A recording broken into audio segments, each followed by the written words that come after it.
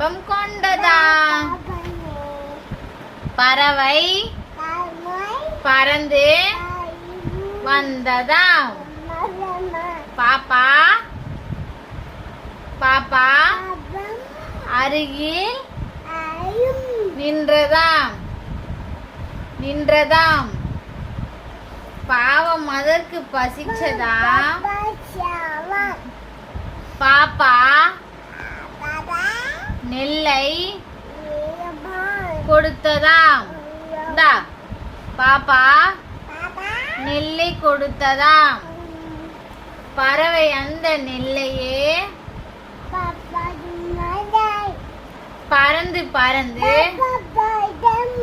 தின்றதாம். பசியும் நீங்கி பறந்ததாம். பாப்பா இன்பம் கொண்டதாம். பாப்பா இன்பம் கொண்டதாம். அவ்வளவுதான்.